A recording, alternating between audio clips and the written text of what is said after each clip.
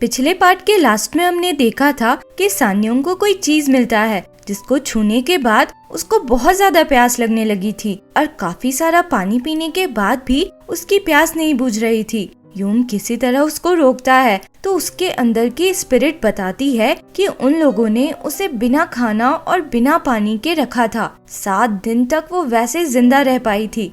वो यूम की तरफ देखकर बोलती है, तुम सबने मुझे मार डाला।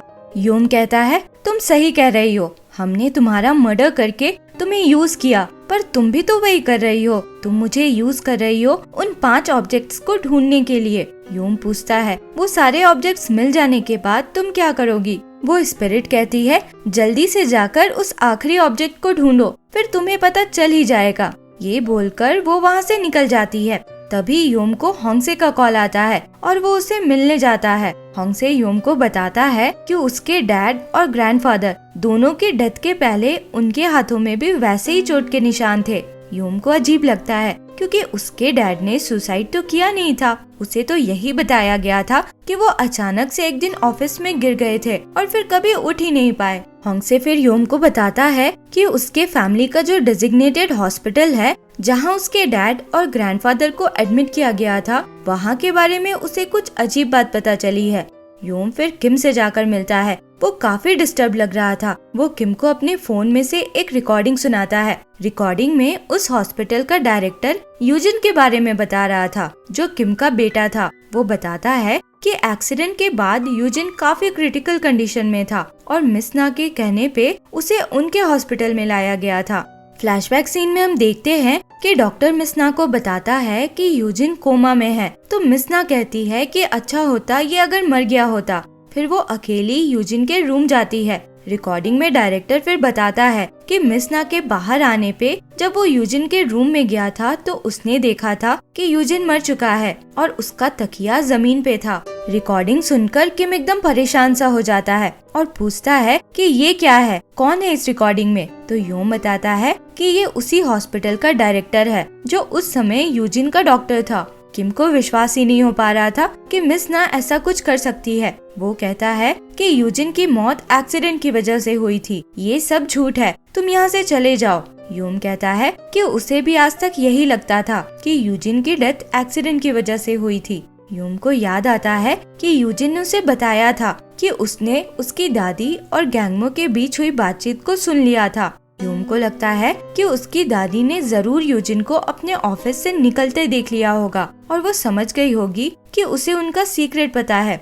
यूम किम को इस बारे में बताता है तो भी किम मानने को रेडी नहीं हो पा रहा था। यूम किम को ये भी बताता है कि उसकी दादी जिस सीक्रेट को छुपाना चाहती थी वो एक इविल स्पिरिट के बारे में है जिनको उन लोगों ने ही बनाया था। वो किम से पूछता है कि उसे क्या सच में इस बारे में कुछ नहीं पता। तो किम उसे एक डॉक्यूमेंट दिखाता है। ये डॉक्यूमेंट मिस ना ने उससे तब साइन करवाया था जब वो उनके घर में पहली बार रहने आया था और जो भी उस घर में रहता था हर किसी ने वैसा डॉक्यूमेंट साइन किया हुआ था। एक्चुअली ये एक नॉन डिस्क्लोजर एग्रीमेंट था जिसमें लिखा था कि किम किसी भी सिचुएशन में उस घर के या जंगयून कंपनी के बारे में किसी से कुछ बोल नहीं सकता। किम अब गुस्से में वो पेपर फेंकता है और यूम को बताता है कि उसकी मॉम हमेशा उसे जल्दी सुलाकर उसके साथ ही सोया करती थी क्योंकि वो नहीं चाहती थी कि उसे कुछ पता चले। किम कहता है, तुम्हारे डैड हमेशा सूरज डूबने के पहले घर आते थे और रात में कभी बाहर नहीं जाते थे। अपने बिजनेस ट्रिप्स में भी वो रात में होटल से बाहर नहीं निकलते थे क्योंकि रात में उनके साथ अजीब चीजें होती थी। फ्लैशबैक सीन में हम देखते हैं कि एक बार रात में किम उठा था तो उसने यूम के डैड को देखा था जो अजीब तरह से बहुत सारी चीजें खा रहे थे और मिसना भी वहीं खड़ी देख रही थी। कभी कभी यूम के डैड भी वही फुल मून वाला ड्राइंग भी बनाते थे। किम को लगता था कि उन्हें कोई बीमारी है, पर एक रात कुछ अलग हुआ था। उसने देखा था कि यूम के डैड उसकी मॉम से कह रहे थे कि वो उसे मार डालेंगे। किम बताता है कि एक दिन फिर उसने यूम के डैड और उसकी दादी को बात करते सुना था। यूम के डैड उस इविल स्पिरिट से पीछा छुड़ाना चाहते थे क्योंकि वो उसकी वाइफ को मारना चाहती थी। तो मिस ना कहती है कि गलती तुम्हारी है, तुम ही उसे सबसे ज्यादा प्यार करते हो। हमें अमीर बनाने के बदले उस स्पिरिट को हमारी सबसे कीमती चीज चाहिए होती है। तुम्हारे केस में वो तुम्हारी वाइफ है।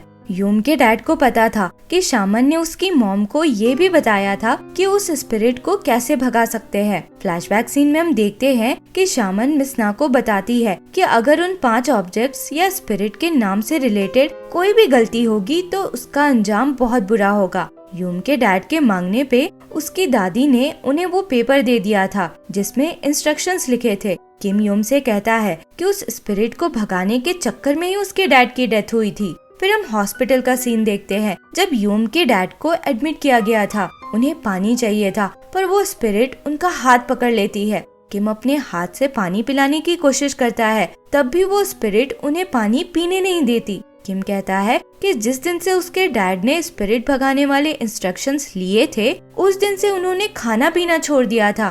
डॉक्टर्स ने पानी चढ़ाने की भी कोशिश की थी पर उन्होंने वो भी नहीं होने दिया था और भूख प्यास की वजह से ही उनकी डेथ हो गई थी। यूम को पता चल चुका था कि उस इविल स्पिरिट ने उसके डैड को वैसे ही मारा था जैसे उसे मारा गया था। दूसरी तरफ हम होंगसे को देखते हैं। एक डिटेक्टिव आकर उससे कहता है कि मुनचुन ने अपनी डेथ से पहले उसे एक सुसाइड केस के बारे में पता करने को कहा था। फिर हम सान्योंग को देखते हैं। उसे होश आता है तो वो देखती है कि वो अपने घर में है। तभी होंगसे वहाँ आता है और कहता है कि उसे कुछ जरूरी बात करनी है। सान्योंग होंगसे के साथ अंदर आती है तो अचानक से उसे दिखना बंद हो जाता है। होंगसे को पता न लगे इसलिए वो बिना कुछ बोले चेयर पे बैठ जाती है। होंगसे पूछता है कि तुम मेरी तरफ देख क्यों नहीं रही हो, तो सान्योंग कहती है कि उसकी तबीयत ठीक नहीं है और उसे जाने को बोलती है। होंगसे निकल ही रहा था कि दूसरे रूम से सान्योंग का फोन बजता है पर सान्योंग उठती ही नहीं है। होंगसे को शक होता है। वो दरवाजा बंद करता है पर खुद अंदर ही रह जाता है। सान्योंग को लगता है कि वो चला गया तो वो टटोलती हुई फोन लेने बढ़ती है पर गिर जाती है। होंगसे दौड़ के उसके पास आता है और पूछता है कि क्या हुआ, तुम देख नहीं पा रही हो क्या? तो सान्योंग हाँ कहती है और बताती है कि कुछ देर में उसे दिखने लगेगा पर कुछ समय बाद वो परमानेंटली अंधी हो जाएगी। सान्योंग ये बताकर रोने लग जाती है। कहती है कि पता नहीं मेरे साथ ऐसा क्यों हो रहा है, मुझे तो कितना कुछ करना था लाइफ में। बताती हुई सान्योंग ये भी बता देती है कि उसके अंदर की इविल स्पिरिट ने कहा है कि अगर वो उसे अपने अंदर रहने देगी तो उसकी आंखों की रोशनी नहीं जाएगी। होंगसे कहता है तुम्हें याद नहीं है ना कि कल तुमने क्या किया? होंगसे उसके घर में ही रखे हुए कुछ पेपर्स लाकर देता है और बताता है कि जिस डिटेक्टिव ने उसकी दादी का केस हैंडल किया था वो उससे मिलने आया था। उसने बताया कि जिन लोगों ने बयान दिया था उसमें एक लाइफ इंश्योरेंस एजेंट था जो प्रोफेसर गैंगमो को जानता था। उस एजेंट ने डिटेक्टिव को कुछ अजीब बात बताई थी। एक्चुअली सान्योंग ने कल उस एजेंट को मिलने बुलाया था पर उस समय वो सान्योंग नहीं बल्कि वो एविल स्पिरिट थी। उसने अपनी मॉम के लिए लाइफ इंश्योरेंस पॉलिसी लेकर खुद को बेनिफिशियरी बनाया था। मतलब उसकी मॉम को अगर कुछ होता है तो उसे अच्छा खासा पैसा मिलेगा। होंगसे कहता है उस स्पिरिट की अगली टारगेट तुम्हारी मॉम है। सान्योंग जोर से रोने लग जाती है और वहाँ से बाहर जाने की कोशिश करती है। होंगसे उसे रोककर शांत करता है। सान्योंग फिर प्रोफेसर योम को बुलाने को कहती है और उसके आने पे उसे सब कुछ बताती है। योम कहता है कि वो स्पिरिट अमीर बनाने के बदले इंसान की सबसे कीमती चीज ले लेती है। योम सान्योंग से कहता है कि मुझे पता है कि तुमने हमें पूरी बात नहीं बताई है। शायद उस स्पिरिट ने हमें मारने की धमकी दी होगी पर हम लड़ने को रेडी हैं। तुम हमें पूरी बात बताओ। सान्योंग बताती है कि डिटेक्टिव मुनचुन ने मरने से पहले एक डॉक्यूमेंट पकड़ा हुआ था। पहले पेज में तो उसके डैड का सिग्नेचर था और मेंशन था कि उसके डैड ने किसी की चीजें कलेक्ट की थी, पर उसमें दूसरा पेज भी था। उसमें 3 चाइनीज कैरेक्टर्स लिखे थे। सान्योंग उन कैरेक्टर्स को ड्रॉ करके दिखाती है तो योम कहता है कि इसका मतलब है फैमिली रजिस्टर। योम को याद आता है कि मुनचुन मोगदान के फाइल के बारे में बात करना चाहता था। होंगसे कहता है कि मतलब मोगदान का ही कोई फैमिली मेंबर इविल स्पिरिट है जो जांगजिनरी स्कूल अटेंड करता था। योम कहता है कि शायद वो मोगदान की बहन होगी, पर दिक्कत थी कि किसी को उसका नाम नहीं पता था और फैमिली रजिस्टर से नाम जानने के लिए घर के हेड का नाम जानना जरूरी था और वो भी किसी को पता नहीं था। योम सान्योंग से पूछता है कि ग्लास बॉटल टच करने पे उसे क्या दिखा था, तो सान्योंग सोचती है, फिर बताती है कि उसने कई सारे ग्लास बॉटल्स में कलरफुल पाउडर देखा था जो गिर के टूट गए थे और कोई रेड पाउडर वाला बॉटल पकड़े तुम्हारे घर के बाहर खड़ी थी। योम कहता है कि मेरे घर में जरूर कुछ हुआ होगा जिसके बारे में मेरी दादी को भी पता होगा। योम सबको ये भी बताता है कि उसकी दादी का दिया इंस्ट्रक्शन फॉलो करते हुए उसके डैड की जान चली गई थी, तो मतलब वो फेक था और उसी इंस्ट्रक्शन को उसकी मॉम और प्रोफेसर गैंगमो ने भी फॉलो किया था। योम बताता है कि जंगजिनरी का स्कूल कई साल पहले बंद हो चुका था। अगर स्टूडेंट्स के रिकॉर्ड्स कहीं होंगे भी तो उन्हें पता नहीं था कि किस स्टूडेंट का रिकॉर्ड चेक करना है। होंगसे कहता है कि हमारे पास बस एक ही ऑप्शन है, किसी भी तरह मिस ना से आंसर्स लेने होंगे। तभी योम टेबल पे रखे कैलेंडर को देखकर किसी सेफ डे के बारे में बताता है जब कोई भी भूत या स्पिरिट किसी का कुछ नहीं बिगाड़ सकता था। ये दिन साल में एक ही बार आता था और वो दिन नेक्स्ट डे ही था। नेक्स्ट सीन में हम देखते हैं कि सान्योंग योम की दादी से मिलने पहुंचती है, पर उस समय वो सान्योंग नहीं बल्कि वो इविल स्पिरिट थी। वो कहती है कि कल तुम्हारा पोता मेरा नाम जानने यहाँ आने वाला है। योम की दादी पूछती है कि तुम योम को भी मारने वाली हो क्या? तो स्पिरिट कहती है कि क्यों, तुम्हें कोई दिक्कत है? तो मिस ना कहती है कि जब मैंने अपने हस्बैंड और बेटे को ही मार दिया तो इसके मरने से मुझे क्या दिक्कत होगी। फ्लैशबैक सीन में हम देखते हैं कि योम के ग्रैंडफादर मिस ना के हस्बैंड एविल स्पिरिट से छुटकारा पाना चाहते थे क्योंकि उन्हें लग रहा था कि अब काफी पैसा कमा चुके, पर मिस ना को अब भी और अमीर बनना था। वो उस एविल स्पिरिट के साथ डील बना लेती है और अपने हस्बैंड को उसका गलत नाम दे देती है।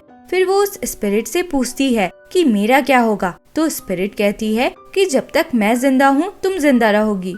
योम की दादी स्पिरिट वाली बात ही रिपीट करती है और उसका नाम बुलाती है ह्यांगी। और इसी के साथ ये एपिसोड यहाँ खत्म होता है। आगे क्या हुआ इसके लिए मिलते हैं अगले वीडियो में। अगर एक्सप्लेनेशन पसंद आया हो तो लाइक, शेयर एंड सब्सक्राइब करें। Thank you for watching.